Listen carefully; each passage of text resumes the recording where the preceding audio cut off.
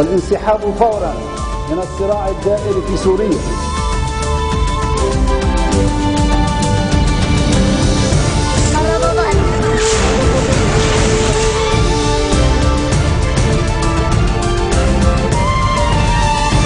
Good afternoon and thank you for joining us on Future TV.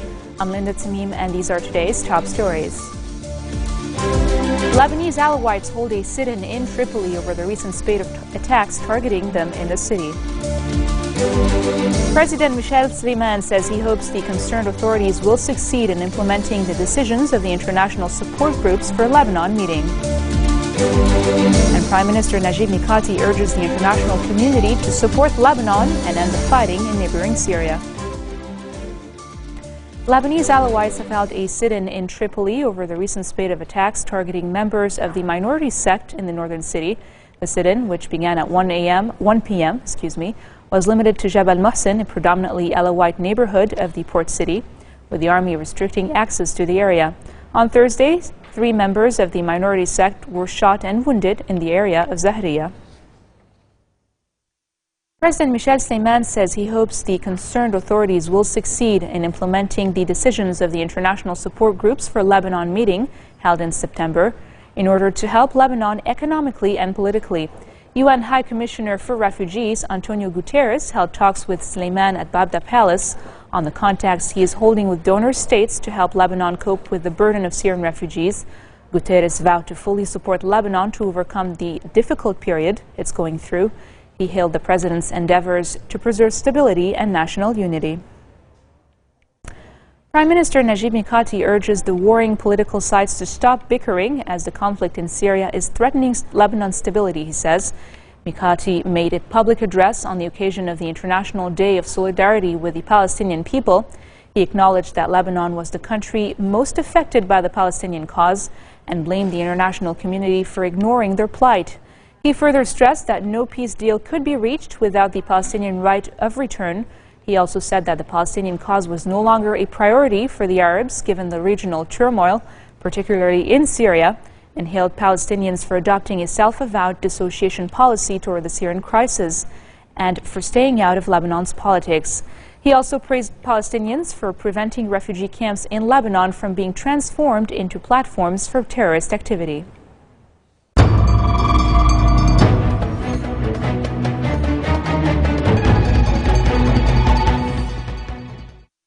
Four people have been killed and 26 others were wounded in mortar fire by the Umayyad Mosque in Damascus. This is according to local state television. On another note, Syrian government forces bombarded one of 2 remaining rebel holdouts in the strategic Kalamoun region a day after taking a key town in the area north of Damascus. Government soldiers also bombed parts of the town of Nabak, one of 2 rebel holdouts in the region.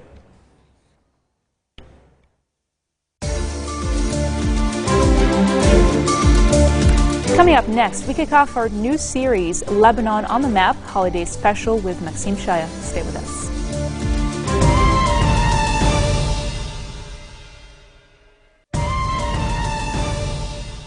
Welcome back. Lebanon on the Map, Holiday Special is our new series featuring guests that actively throughout their professions highlight the country's importance abroad. Over to you, Yumna.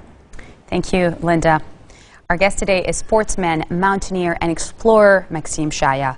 On May 15, 2006, he became the first Lebanese to climb Mount Everest and went on to eventually complete the 7 Summits Challenge. The 7 summits being the highest mountains of each of the 7 continents.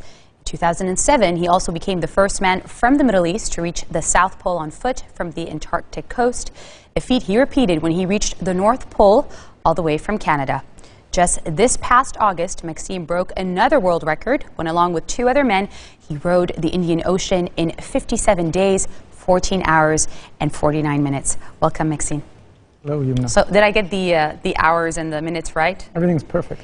How would you compare the Indian Ocean Challenge as opposed to your previous ones? Well, the ocean is the ocean. You know, it's very unforgiving, and especially the Indian Ocean, especially that. There are no shipping lanes, unlike in the Atlantic. So if something was to happen, we're very, very far from being rescued. Add to that the fact that there's something called the boat, which is an essential part of the expedition. and the fact that I had never rode an ocean before. And you get a feel of how different it is from an expedition on a mountain.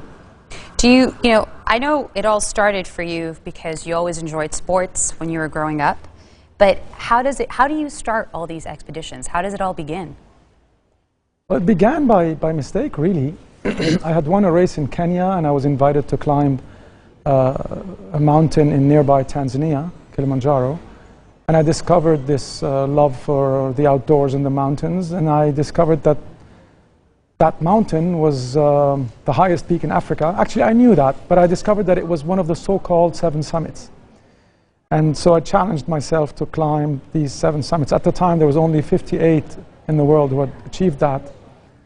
And I did that to prove to myself that had I lived in a country without war, I could have maybe achieved my ambition to become a professional athlete. And also because I wanted to show a different face than the face of Lebanon would see on the screens abroad.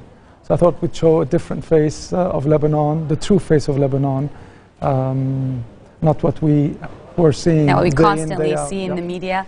Not constantly, but at the time it was very bad. On a daily basis. Mm-hmm. When you finish one expedition and one adventure, you move on to the next. Now, I know you're not alone. I know you get a lot of, do you get a lot of support? How does this work if somebody was to do this?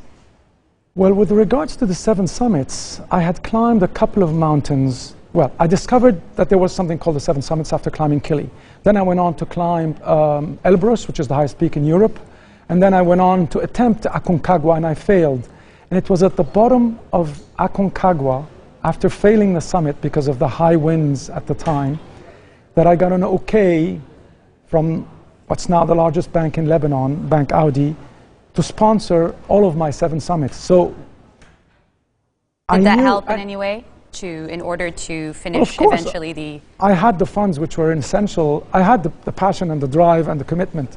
But then I got the funds, which is an essential part of this. And so I laid out a plan. I knew that from the beginning, I knew when I would climb what. And I gave contingencies in case I would fail a summit. And I also climbed other summits in preparation for these summits. So everything was laid out. When we came to the Indian Ocean, it was a different matter. You speak of failing a summit. And I know that when you climb these summits, a lot of the times, the people who are climbing with you, your friends, people that you meet on the expedition, not everybody makes it. And I know in your book, Steep Dreams, you wrote, and I quote, "It had been an hour since we'd first encountered David Sharp, and throughout that time I had done everything I possibly could to try to save him, but unfortunately he had been much closer to death than he was to life. Collapsing inside my tent, I cried for 2 full hours. It was May 15, 2006, and I had just turned my dream of climbing Mount Everest into a reality, yet this was hardly obvious to anyone who had ran into me that day and saw my glum, grief-stricken demeanor." So, when you see death, when you see people who can't make it, but you keep pushing on. So anybody who's going through that, how do you do it? What is it inside you that keeps you going? I mean, I know there's drive, ambition, but give me more. Look, in this case, it's returning from the summit that I came across this person who was unconscious, who was frozen from the knees down, who was very, very close to death. And that person I did not know. Later on, I knew his name because I saw his passport, etc. But so it was coming back from the summit. So seeing something like that would get you more motivated to come back to your loved ones and not to suffer the same fate. But we encountered lots of difficulties during all of the climbs. And maybe in answer to your question, when you come through something difficult, rather than thinking of that moment now of what you're suffering or what you're going through, if you think of the big picture or what you're about to achieve, then all of these little problems fade away. What is it that you've learned? What is it that you've taken from all of these expeditions? Because you've achieved and you've topped yourself every single time. So now, after being the first person to have done all of these poles, to have actually achieved that and rode the Indian Ocean, how do you top yourself after this? Well, listen, I was giving a Founders Day speech this morning at an old school, Brumana High School, and I was telling the students that although I don't know any one of them, I'm convinced that they all have a lot more potential than they think they do. Why? We always underestimate ourselves.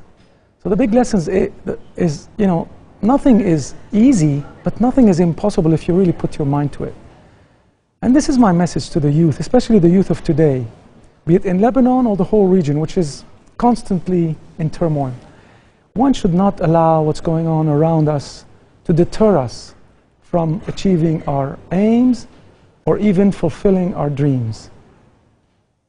It would be a shame to live one's life to less than the potential we have simply because of what's going on around us. Is that why you always meant by there's an Everest for everybody? Correct. And by Everest, it doesn't have to be a mountain Everest, or a physical activity. or actual Everest. It can be anything. And I'm sure we have a lot of great talent out there. And it's a shame to see a lot of it go to waste simply because they don't have the courage to pull that champion that resides within each of us. This series is called Lebanon on the Map, a holiday special. And I know that you've literally put Lebanon on the map by placing a flag of it when you reached every single summit. Am I right? Correct. And I know that this all started because you said you had a dream to be more than what Lebanon could offer at the time, because you left during the Civil War and you wanted to be this professional athlete. Do you think things have changed today than in 1975? Do you think an athlete or somebody who's aspiring to become an athlete can make it in Lebanon today? Let me just tell you first, I did not leave Lebanon. I did go away and I did pursue my studies abroad in several countries and several disciplines, but I always would come back at Christmas and Easter and you know, the holidays and the summer holidays. But in terms of achieving your athletic goals? Listen, it's a fact that you have less opportunities in our country, and I can understand that, especially now, although it's gone on for too long, maybe. Do you think there has been progress, though, Maxime? Sure, there's been progress, but there's still a long way to go.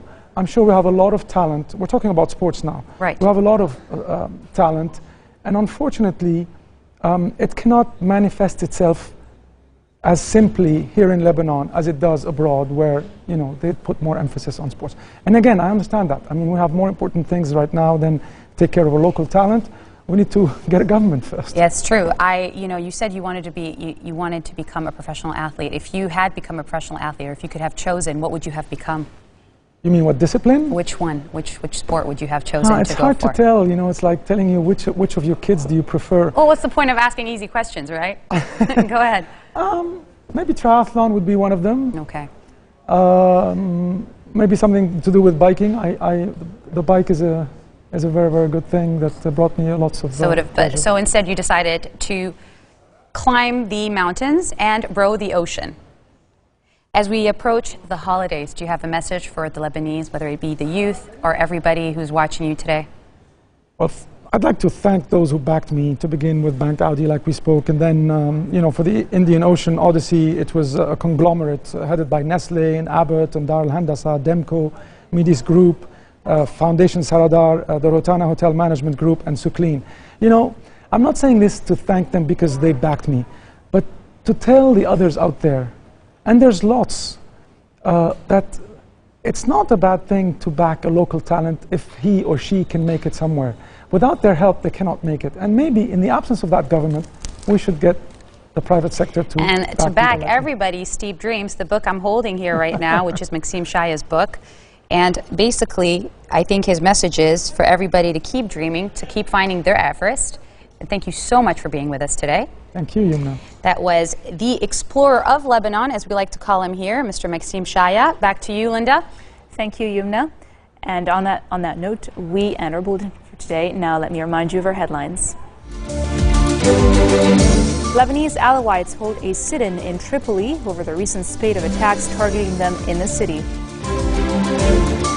Lebanese President Michel Sleiman says he hopes the concerned authorities will succeed in implementing the decisions of the international support groups for Lebanon meeting. And finally, Prime Minister Najib Mikati urges the international community to support Lebanon and end the fighting in neighboring Syria. Those are today's headlines from us here at Future Television. Catch us again tomorrow, same time, for more of the world's top stories. Have a great evening.